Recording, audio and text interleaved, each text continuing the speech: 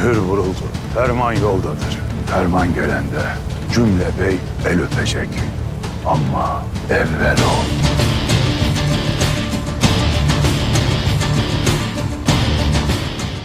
बिस्मिल्लाहिर्रहमानिर्रहीम अस्सलाम वालेकुम। आज की वीडियो में हम किस्त नंबर 135 का मुख्तसर रिव्यू देंगे और किस्त नंबर 136 के पहले ट्रेलर के बारे में भी बात करेंगे। मौजूद सामीन, हमने अपनी पिछली वीडियोस में बताया था कि गोंचा खातून को अलाउद्दीन बे से प्यार हो जाएगा, जो कि हमारी बात बिल्कुल सच साबित हुई। मगर किस्त नंबर 135 में गोंचा खातून की वालदा सादत खातून, जो कि गोंचा खातून को इस्तेमाल करके अलाउद्दीन बे को फंसाना चाहती है ताकि बाद में वो इसके जरिए उस्मान बे के खानदान को आपस में लड़वा सके। अब सवाल ये पैदा होता है कि क्या गोंचा खातून सच में अलाउद्दीन बे को प्यार का झूठा झांसा देकर अपनी वालदा का मंसूबा मुकम्मल करेगी या फिर कुछ इसके बरअक्स होगा। जहां तक हमारा ख्याल है कि गोंचा खातून को अलाउद्दीन बे से सच्ची मोहब्बत हो जाएगी और मुमकिन है कि गोंचा खातून अपनी वालदा का मंसूबा ही खराब कर दे, क्योंकि जैसे जैसे गोंचा खातून अलाउद्दीन बे और उनके खानदान के करीब होती जाएगी, उसको इस बात का बाखूबी एहसास हो जाएगा कि कौन हक के रास्ते पर चल रहा है और कौन इक्तदार हासिल करने के लिए